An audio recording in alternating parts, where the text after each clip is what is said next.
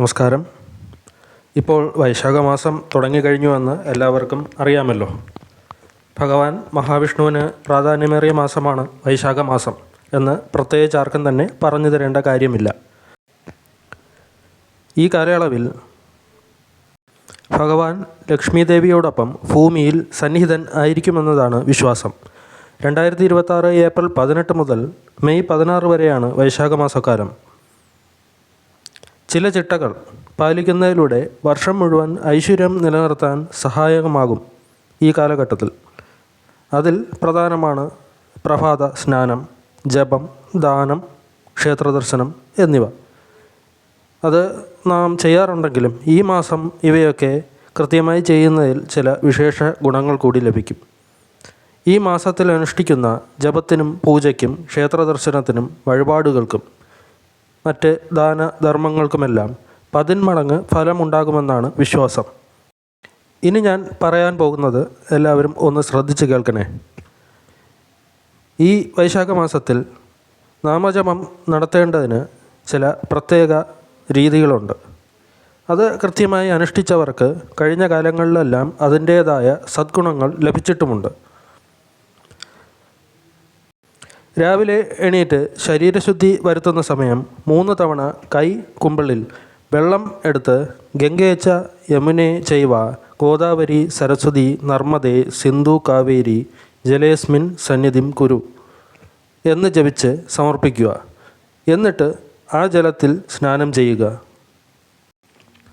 വൈശാഖ മാസത്തിലെ പ്രഭാത സ്നാനം പോലെ പ്രധാനമാണ് പ്രഭാത പൂജയും നാമജപവും. ഭഗവാന്റെ ചിത്രത്തിന് മുന്നിൽ നെയ്വിളക്ക് തെളിയിച്ച് മംഗള ആരതി 3 തവണ ഒഴിഞ്ഞ ശേഷം വിഷ്ണു ഗായത്രി ജപിക്കുന്നതിലൂടെ സാമ്പത്തിക ബുദ്ധിമുട്ടുകൾ നീങ്ങി ജീവിതത്തിൽ സർവൈശ്വര്യം നിറയും എന്നാണ് ആചാര്യന്മാർ പറയുന്നത്. അതിപ്പോൾ നെയ്വിളക്ക് കത്തിക്കാൻ സാമ്പത്തികം അനുവദിക്കാത്തവർ നിങ്ങളാൽ കഴിയുന്നതെന്തോ അതിൽ ദീപം തെളിയിച്ചാൽ മതിയാകും. കുറഞ്ഞത് 9 തവണയെങ്കിലും വിഷ്ണു ഗായത്രി മന്ത്രം ജപിക്കണം. മന്ത്രങ്ങളുടെ മാതാവായ ഗായത്രി മന്ത്രം ജപിച്ച ശേഷമാവണം വിഷ്ണു ഗായത്രി ജപിക്കാൻ. വിഷ്ണു ഗായത്രി 108 തവണ ജപിക്കാൻ സാധിച്ചാൽ അത്രയും ശ്രേഷ്ഠമാണ്. ശേഷം വിഷ്ണു പ്രീതികരമായ മറ്റു മന്ത്രങ്ങൾ ഭക്തിയോടെ ജപിച്ച് ഭഗവാന്റെ മുന്നിൽ നമസ്കരിക്കാം. വിഷ്ണു ഗായത്രിയും മഹാവിഷ്ണു ഗായത്രിയും അറിഞ്ഞൂടാത്തവർക്കായി ഞാനത് ഡിസ്ക്രിപ്ഷൻ ബോക്സിൽ പിൻ ചെയ്ത് വച്ചേക്കാം. ഒപ്പം ആ ഡിസ്ക്രിപ്ഷൻ ബോക്സിൽ ഒരു വാട്സപ്പ് ഗ്രൂപ്പ്, നമ്മുടെ ഈ ചാനലിൻ്റെ വാട്സപ്പ് ഗ്രൂപ്പിൻ്റെ ലിങ്ക് ഞാൻ കൊടുത്തിട്ടുണ്ട്. അതിൽ ജോയിൻ ചെയ്താൽ അതിൽ നിങ്ങൾക്ക് PDF ആയിട്ട് പ്രിൻ്റ് എടുക്കാൻ കഴിയത്തക്ക രീതിയിൽ അതിലും ഞാൻ ഇട്ടിട്ടുണ്ട്. മഹാവിഷ്ണു ഗായത്രി ഇങ്ങനെ തുടങ്ങുന്നു: ഓം നാരായണായ വിദ്മഹേ വാസുദേവായ ധീമഹി തന്നോ വിഷ്ണു പ്രചോദയാത്. അതിൻ്റെ അർത്ഥം ഇങ്ങനെയാണ്: ഓം നാരായണായ വിദ്മഹേ, അതായത് സർവാന്തർയാമിയായ നാരായണനെ അല്ലെങ്കിൽ മഹാവിഷ്ണുവിനെ ഞാൻ മനസ്സിലാക്കുന്നു. വാസുദേവായ ധീമഹി, വാസുദേവനെ അല്ലെങ്കിൽ ശ്രീകൃഷ്ണനെ അല്ലെങ്കിൽ മഹാവിഷ്ണുവിനെ ഞാൻ ധ്യാനിക്കുന്നു. തന്നോ വിഷ്ണു പ്രചോദയാത്, ആ മഹാവിഷ്ണു, ആ ഭഗവാൻ എൻ്റെ ബുദ്ധിയെ അല്ലെങ്കിൽ എൻ്റെ വിവേകത്തെ ശരിയായ പാതയിലേക്ക് നയിക്കട്ടെ. ഞാൻ തുടക്കത്തിലേ പറഞ്ഞുവല്ലോ, മന്ത്രങ്ങളുടെ മാതാവായ ഗായത്രി മന്ത്രം ജപിച്ചതിന് ശേഷമാണ് മഹാവിഷ്ണു ഗായത്രി ജപിക്കേണ്ടതെന്ന്.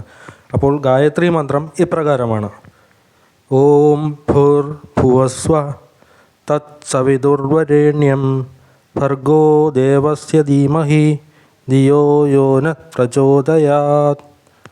അതായത് ഭൂമി, അന്തരീക്ഷം, സ്വർഗം എന്നീ 3 ലോകങ്ങളിലും പ്രകാശം പരത്തുന്ന പൂജനീയനായ സൂര്യദേവൻ്റെ ആ തേജസ്സിനെ ഞങ്ങൾ ധ്യാനിക്കുന്നു.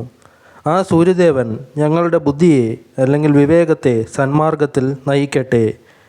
ഈ ഗായത്രി മന്ത്രം ജപിച്ച ശേഷമാവണം വിഷ്ണു ഗായത്രിയും മറ്റ് നാമജപങ്ങളും ജപിക്കേണ്ടത്. അത് ഈ വൈശാഖ മാസത്തിൻ്റെ പ്രത്യേകതയാണ്. ഈ കാലയളവിൽ ഭഗവാന്റെ മൂലമന്ത്രമായ അഷ്ടാക്ഷരി മന്ത്രം, അതായത് ഓം നമോ നാരായണായ നമഃ, ഇത് ജപിക്കാം. ഓം എന്ന ഓംകാരത്തിൻ്റെ ആ ഒരു ശക്തി, ആ ഒരു പവർ എന്താണെന്ന് നിങ്ങൾക്കെല്ലാവർക്കും അറിയാം. ഓം നമോ ഭഗവതേ വാസുദേവായ നമഃ എന്ന ദ്വാദശാക്ഷരി മന്ത്രം ജപിച്ച ശേഷമാണ് വിഷ്ണു ദ്വാദശ നാമങ്ങൾ ജപിക്കേണ്ടത്. ഞാൻ പറഞ്ഞത് ഒന്നുകൂടി ശ്രദ്ധിക്കുക. ഓം നമോ ഭഗവതേ വാസുദേവായ നമ എന്ന ദ്വാദശാക്ഷരി മന്ത്രം ജപിച്ച ശേഷമാണ് വിഷ്ണു ദ്വാദശ നാമങ്ങൾ ജപിക്കേണ്ടത്. ഭഗവാന്റെ മൂലമന്ത്രങ്ങൾ ജപിക്കുന്നത് പോലെ പ്രധാനമാണ് വിഷ്ണു ദ്വാദശ നാമങ്ങൾ ജപിക്കുന്നത്. നിത്യവും ജപിക്കുന്നതിലൂടെ ഗ്രഹപ്പിഴകളോ മറ്റ് ദോഷങ്ങളോ ഒക്കെയും അല്ലെങ്കിൽ രോഗശാന്തി ഇവയെല്ലാം ലഭിക്കും എന്നത് ഈ വൈശാഖ മാസത്തിൻ്റെ മറ്റൊരു പ്രത്യേകതയാണ്. അപ്പോൾ ഈ വൈശാഖ മാസം വളരെ പ്രാധാന്യമർഹിക്കുന്നതാണെന്ന് നിങ്ങൾക്ക് മനസ്സിലായി കാണും. മറ്റ് വിഷ്ണു ദ്വാദശ നാമങ്ങൾ ഒക്കെ വേണമെന്നുണ്ടെങ്കിൽ അതെല്ലാം ഞാൻ ഈ ഡിസ്ക്രിപ്ഷൻ ബോക്സിൽ ഞങ്ങളുടെ ചാനലിലെ വാട്സപ്പ് ചാനലിലെ ലിങ്ക് കൊടുത്തേക്കാം. അതിൽ ജോയിൻ ചെയ്താൽ അതിൽ നിങ്ങൾക്ക് PDF ആയിട്ട് പ്രിൻ്റ് എടുത്ത് വായിക്കത്തക്ക രീതിയിൽ ഞാൻ അതിലിട്ടേക്കാം. എല്ലാവർക്കും ഭഗവാന്റെ അനുഗ്രഹമുണ്ടാവട്ടെ. ഓം നമോ ഭഗവതേ വാസുദേവായ.